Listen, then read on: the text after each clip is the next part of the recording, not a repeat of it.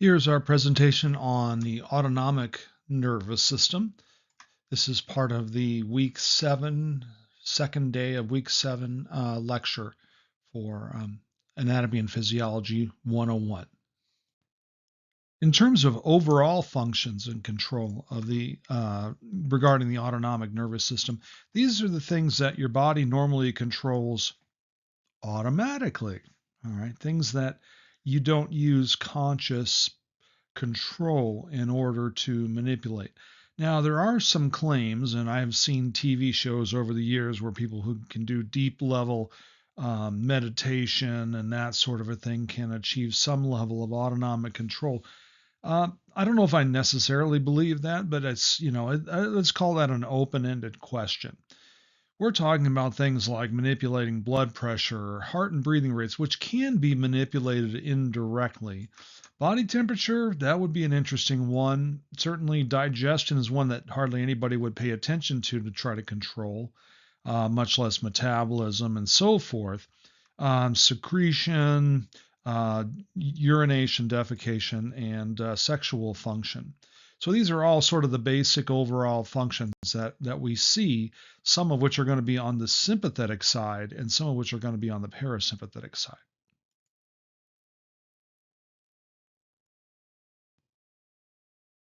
This is an extra slide. It's one that you don't have in your normal PowerPoint. It's just giving you an overview of the basic ways that the autonomic neurons control responses. A lot of the autonomic control involves regulating contraction of smooth and cardiac muscle. There is smooth muscle in glands too. So the secretion that we see in glands is often due to smooth muscle contraction in those glands. We do get some contraction relaxation in lymphoid, occasionally some things in adipose tissue as well, but that's pretty unique. Mostly involuntary. Yes, you can induce things. Like, for instance, if you swallow voluntarily, you create a peristaltic wave going from your epiglottis to your stomach. So, you could argue that's voluntary, that's a voluntary induction, but you don't will that wave of contraction down to your stomach. You initiate it, and then it goes on its own. So we have fight or flight, rest and digest, sympathetic, parasympathetic, respectively. And it does interface quite extensively with the endocrine system because one of the parasympathetic functions is digestion, and digestion is very much an endocrine system. So there is a lot of connectivity, interactivity between the brain, the spinal cord, and the autonomic nervous system. We will get into structures that we see in the brainstem. We've been talking about the brainstem over the last few lectures, and we'll touch on them again. Now, originally this slide was all text, and I have included this photo because I think this photo helps with you visualizing what's going on. The sympathetic system runs along this thing called a sympathetic trunk. So you have the spinal nerves coming out here, but then they cross talk with each other, basically between thoracic 1 and lumbar 2. And you can see a whole series here. And they're not only cross talking, but they are what we call divergent. That most sympathetic responses cause multiple responses in different organ systems simultaneously. That's because you are mobilizing the body for either exertion or combat of some kind, stress. So you want to have multiple organ systems. You want your heart to beat faster. You want the liver to mobilize glucose. You don't want to be digesting right now. Shut that down. So there's always this sort of multi-tiered system in the sympathetic, whereas the parasympathetic is much more individually targeted. Now, sure, you can see that some of the viscera and the lungs and stuff are kind of connected together. That's because the digestive tract kind of works in a coordinated fashion. But if you think about it, you don't want all these parasympathetic functions going off all at once. You don't want to be eating and digesting and then having to pee and poop. And at the same time, tears and your heart rate is so slow you start getting dizzy kind of thing. It would be incredibly unpleasant. So what we see are more targeted cranial nerve 3, cranial nerve 7, 9, 10. 10's this one right here, the one that does all these guys. That's the vagus nerve. Sacral 2 and 4 involved in micturition and defecation and in sexual function. So these things are much more targeted. We call that convergent. We have divergent system and a convergent system over here. And they do, I don't want to, we often call it antagonistic. And that's true, kind of like how your muscles, oppose each other, but they oppose each other in a very, very nuanced way that isn't necessarily like they're fighting each other.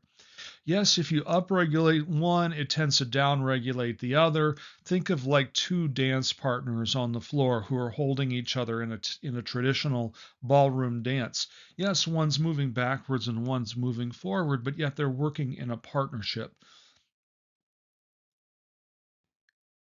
If you were to study the sympathetic and parasympathetic systems much more closely, yes, you would see that upregulating one tends to downregulate the other, and vice versa. If you downregulate that, it tends to mimic upregulation of the other. So like I said in the previous slide, they are quote unquote antagonistic, but they're much more like dance partners than fighters in combat or something.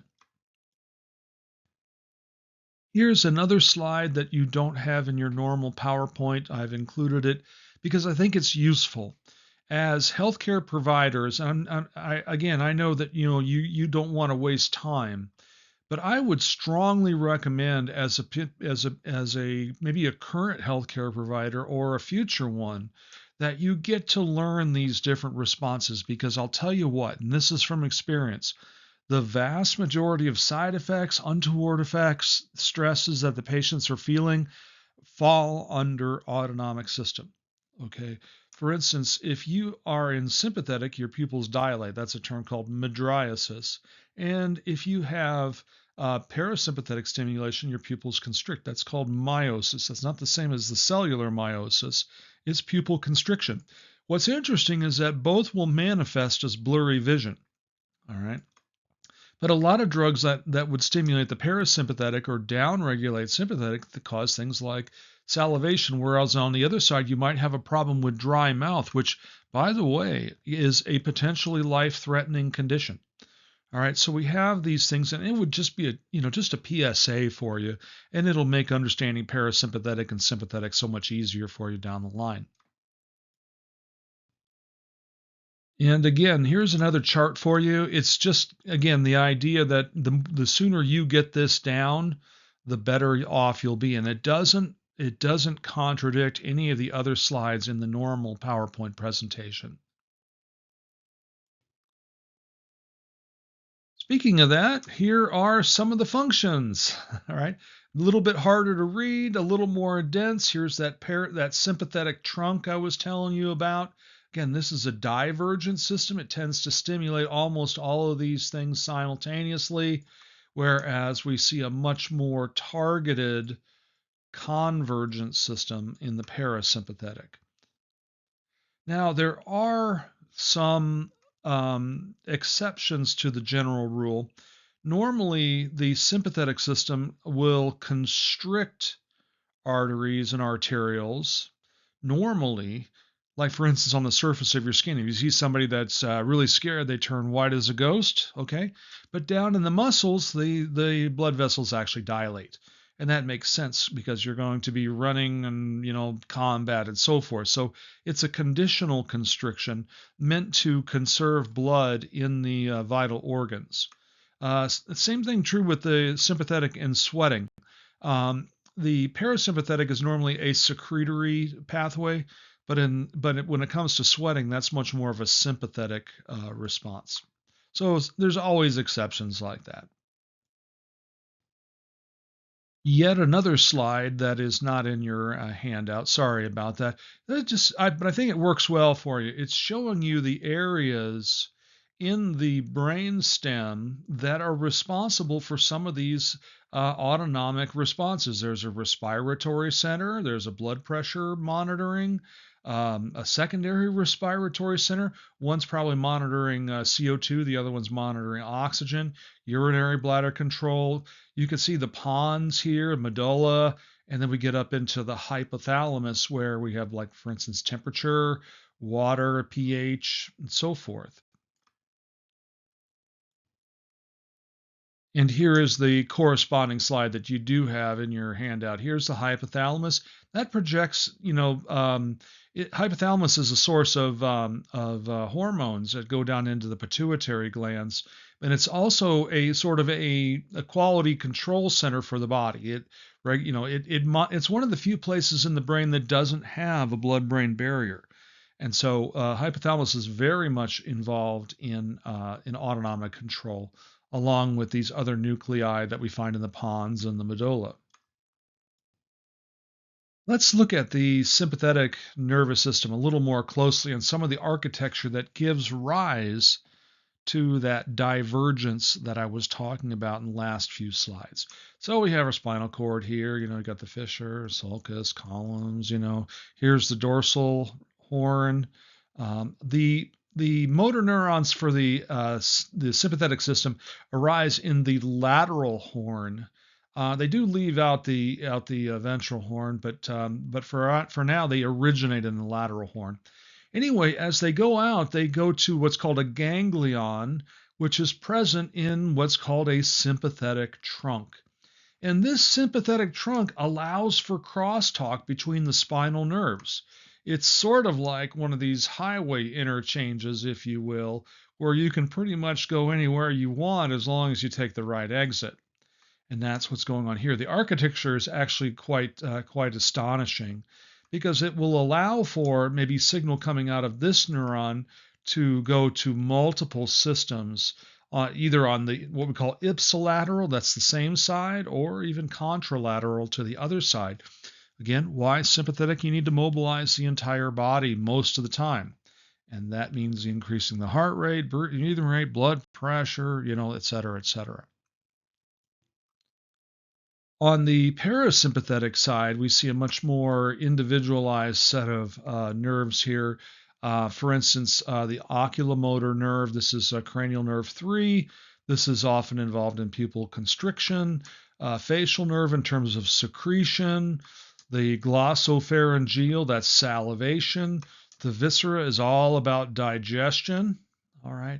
And again, it's convergent. Maybe you only deal with the pupils and you're not going to do all these other things.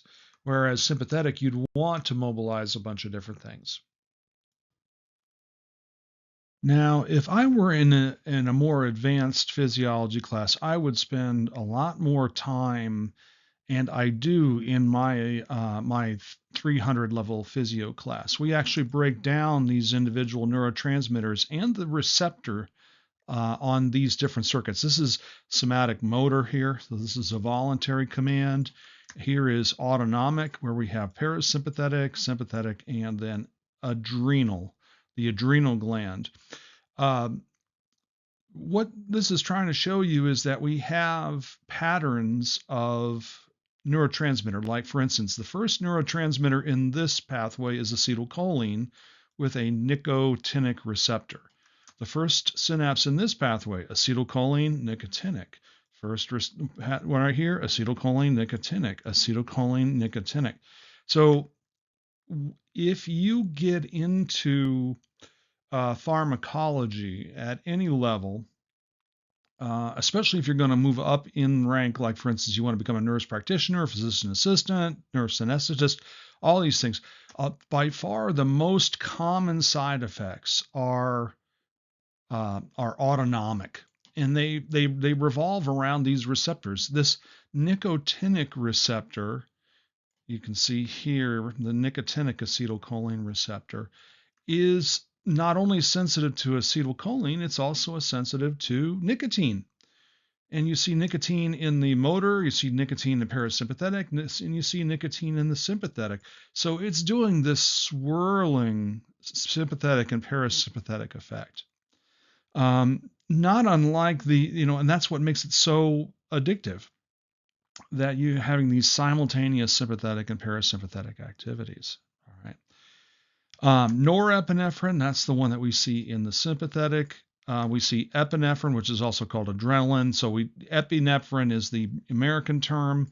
Adrenaline would be the British term. So you'd have noradrenaline, and adrenaline, but we call them epinephrine. So we have norepinephrine, that's a neurotransmitter, and we have epinephrine, which can be a neurotransmitter, but it's also a hormone as well. And that's why the adrenal gland factors into part of the sympathetic and is part of that sort of divergent sympathetic response that we see. Now, I did not write this up here, so I think, it would be a good idea to make sure that you sort of take some care. We have been addressing these things as we go. Maybe the one thing I haven't talked about is, for instance, it says here in the sympathetic, the ganglia are within a few centimeters of the central nervous system. The ganglia is where we have a synapse. All right. So when it comes to the autonomic system, where we see neurons connecting to neurons in the periphery is called a ganglion or ganglia plural. We talked about the sympathetic trunk, and that's why the sympathetic is short on the first neuron and long on the second neuron. Whereas with parasympathetic, it's long on the first neuron, short on the second. All right, that's what they say here. Long preganglionic, that's the first neuron. Short postganglionic, that's the second neuron. Short preganglionic for sympathetic, long preganglionic for postganglionic, for sympathetic. So you can see some properties here, and that's why this is a really, really good slide to know. I would suggest that you spend more time on the slides in front of it, and then come back here for your wrapping up and adding a few details here and there. I think that's the success strategy here. Don't start with this. Finish with this. Okay, and maybe that's why this is the second to last slide in this presentation. So thank you for your time. Please do bring your questions. I hope you watch this video prior to class. That way we can get some more focused conversation. But if not, I'm glad you're here anyway with this video, trying to gain more knowledge. So thanks again, and I'll see you in class.